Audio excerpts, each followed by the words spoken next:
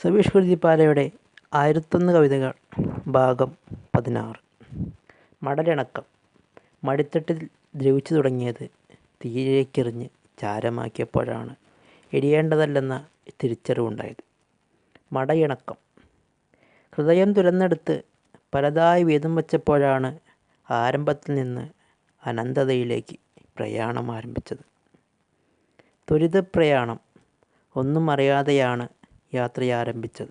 പിന്നെ ദുർഘടങ്ങളിൽ സങ്കടപ്പെരുമഴ മഴ നിറച്ചപ്പോഴാണ് കടലിൻ്റെ ആഴമളന്നത്. ത്വരിതതാളം.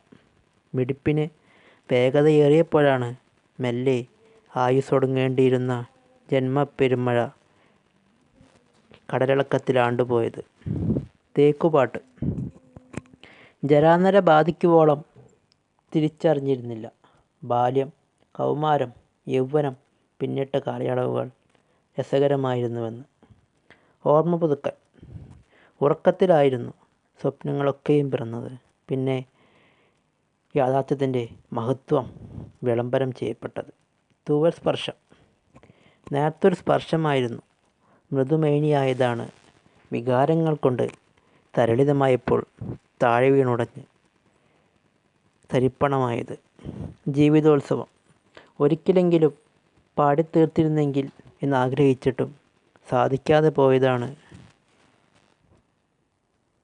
ജീവിതത്തിന് വിജയം കുറിച്ചത്. അക്ഷരവല്ലി. പടർന്നു കയറി വാക്കുകളായി രൂപം പ്രാപിച്ചപ്പോഴാണ് ഓരോ ഉടലിനും ഓരോ മനസ്സിൻ്റെയും പേരിൽ നാമകരണം ചെയ്തത്. അക്ഷരാർത്ഥി. സ്നേഹത്തെ അകമ്പനുള്ളായി പ്രതിഷ്ഠിച്ച് പുറത്തേക്കൊഴുക്കിയത്. അല്പം അല്പം വിജയത്തിന് ദാനമായത്. സ്വപ്നാർത്ഥം.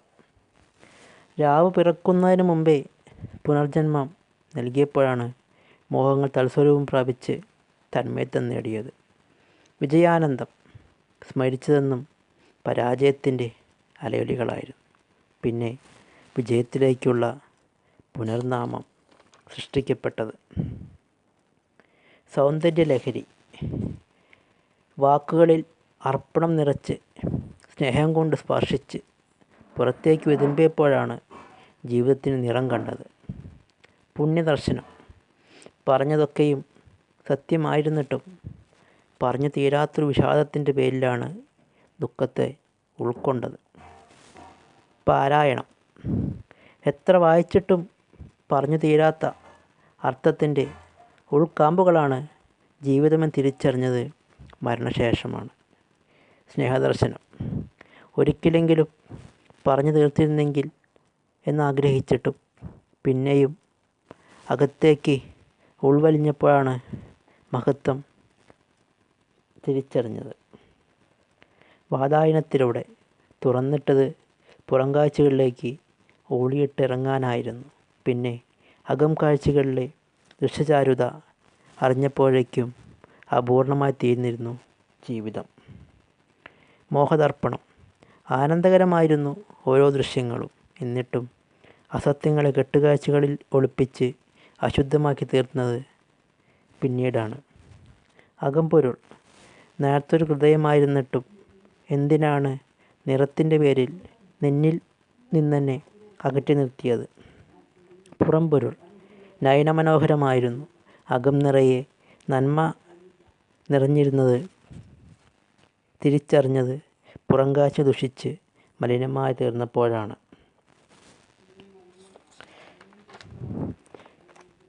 ഏകം. ഒറ്റയ്ക്കൊറ്റയ്ക്കാണ് ആരംഭിച്ചത്. പിന്നെ കൂട്ടമായി കൂടിച്ചേർന്ന് സമൂഹമായി തീർന്നപ്പോഴാണ് വളർച്ചയെ ചൊല്ലി തർക്കം ഉടലെടുത്തത്. ദ്വയം. ഭാഗ്യങ്ങളൊക്കെയും തിരഞ്ഞൊടുവിൽ കിട്ടിയൊരക്ഷരം മനസ്സിൽ താരാട്ടു പാടിയുറക്കി ഉണർത്തിയ നോവായി മാറിയത് പിന്നീടാണ്. ത്രയം. അളന്നു തൂക്കിയെടുത്ത് വാരി വിതറിയപ്പോഴാണ് ലക്ഷ്യത്തിലേക്കുള്ള ശ്രമം സഫലമായെന്ന തിരിച്ചറിവുണ്ടായത്. ചാട്ടുളി. നിനക്ക് മുന്നിൽ ഞാനായിരുന്നിട്ടും ബഹുമാനാദരത്തിന് മുന്നിലാണ് നീ എനിക്കും ഞാൻ നിനക്ക് മുന്നിലും